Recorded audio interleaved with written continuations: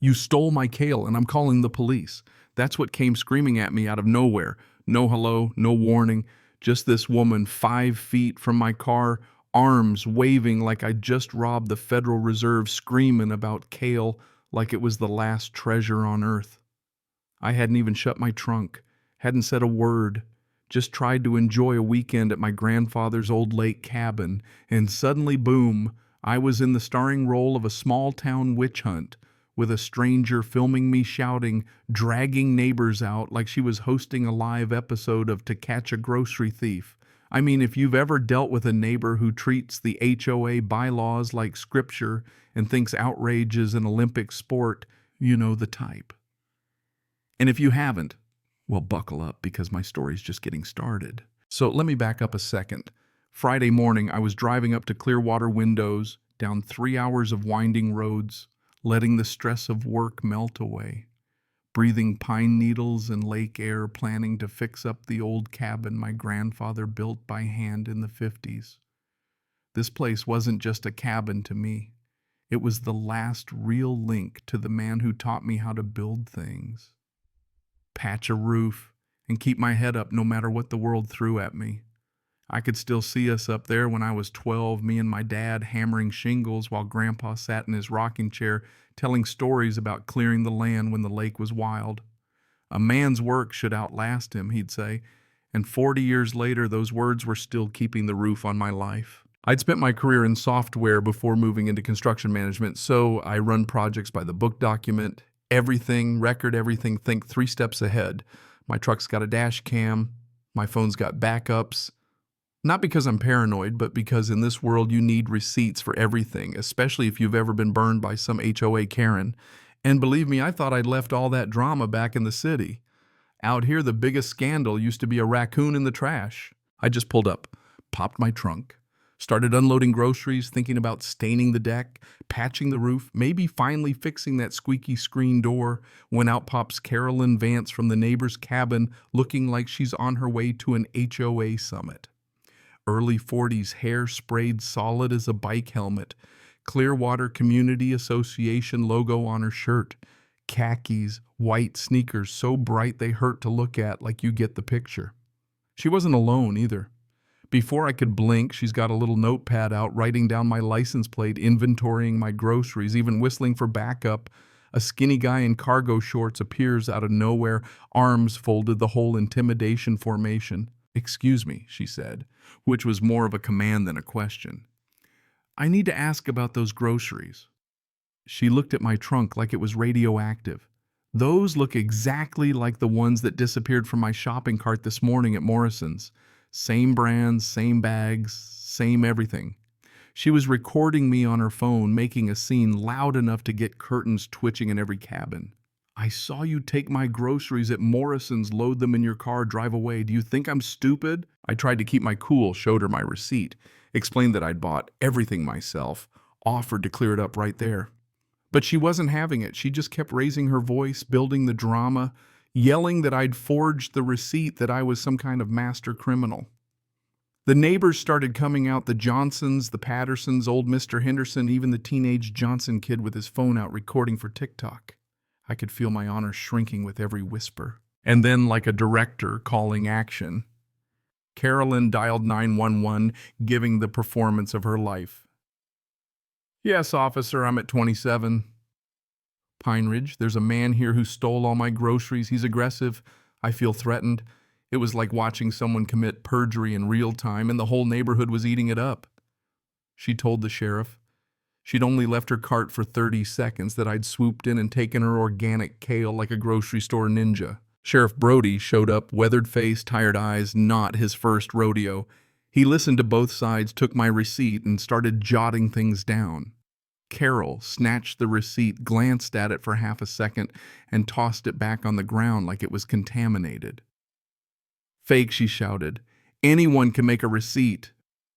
The whole thing was surreal. No amount of proof would change her mind. If I had evidence, it was suspicious.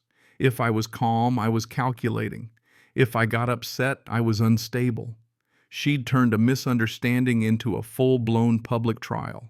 As the sheriff started to investigate, I found an anonymous note under my door.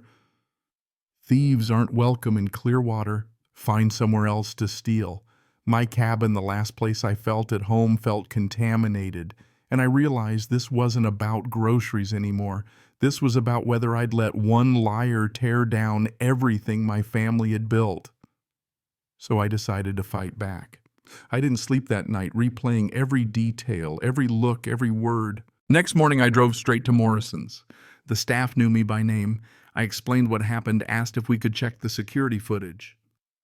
The manager, seeing how serious it was, led me into the back room, cameras everywhere, recording every aisle, every register. We watched the video. There was Carol picking a fight with the teenage cashier over some scanning error. She got so worked up she stormed out, leaving her full cart right there in aisle 3, just walked out, never paid for a thing. The store policy: move the cart to customer service, hold the items, then restock after 24 hours. The timestamps lined up perfectly. At 10:15, she abandoned her cart. At 10:32, I was checking out, completely different register, totally separate transaction. Even better, the security footage caught my neighbor, George Henderson, cabin 12. Quiet guy. Vietnam vet, always minded his own business, shopping for oranges at the same time. The manager burned the footage to a DVD, had me sign for it. "This'll clear everything up," she said. But driving back up that mountain, I wondered, how do you convince a crowd already poisoned by rumor? I emailed Carol and the HOA board, told them I had evidence, wanted to resolve things quickly. You'd think that would settle it. But instead, Carol doubled down, blasted the whole community Facebook group with her version. Connor Hayes, technical wizard, has suspiciously produced digital evidence. How convenient. If he can fake receipts, what else is he hiding? The Johnsons installed a camera pointed at my cabin. The Andersons photographed my license plate. Mrs. Patterson, who used to bake me pie, now gave me the cold shoulder. Community flyers went up. Lock your cars, report suspicious activity. Thursday night, there was a community meeting, really a tribunal with Carol as judge and jury. She'd printed out photos, made a timeline, worked the crowd like a politician. "He's not just a thief, he's manipulating all of you," she said. The board president nodded along. It felt like my fate was sealed. And just as I was about to walk out, convinced it was hopeless, the back door swung open and in walked George Henderson, notebook in hand. Now, George never spoke at these things, but he stood up, cleared his throat, and said, "Before y'all go crucifying this young man, maybe you want to hear what I saw at the store Saturday morning." Silence fell over the room. George laid out everything, every detail. Carol losing her temper, abandoning her cart, me quietly checking out at a different register. "I may be old," George finished, "but I'm not stupid, and I saw what I saw. This young man didn't steal a thing." Carol tried to tear him down. "Your memory isn't what it used to be. You probably don't remember breakfast, but the damage was done." For the first time, people started doubting her. The president called a recess. Out in the parking lot, George just shrugged and said, "Son, I've seen enough witch hunts to know one when I see it. Don't let them run you out." 1 week later, the final showdown. Carol was still fighting, working every angle, making dramatic speeches. But the room had changed. When it was my turn, I hooked my laptop up to the projector. No drama, just the facts. I showed my receipt, the dash cam footage, the store security videos, Carol in meltdown mode, me checking out later, everything time-stamped and crystal clear. You could see the moment she abandoned her cart, the employee rolling it away, me paying for my own stuff, her coming back to demand groceries that never left the store. Carol went pale-mouth opening and closing with nothing to say. The crowd, once hostile, now looked embarrassed, forever doubting me. There was no vote, no need. Her lie was dead on the screen. People started deleting posts. Some came up and quietly apologized. And George gave me a proud nod. Carol sat alone long after everyone left, staring at the screen, her legacy frozen in digital clarity. 2 days later, a maintenance guy took down her HOA president nameplate. My name was cleared. The cabin felt like home again. But here's the thing. Justice wasn't about revenge or shouting louder. It was about showing the truth and letting it stand for itself, even when the lies seem to have all the power.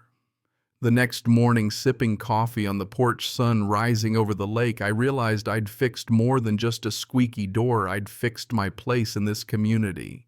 So, what would you have done if you were in my shoes? Ever had a neighbor go nuclear over something small or seen a mob turn on the wrong person? I want to hear your stories. Drop them in the comments. Let's talk about justice community and how we really tell right from wrong in a world where the loudest voice isn't always the truest.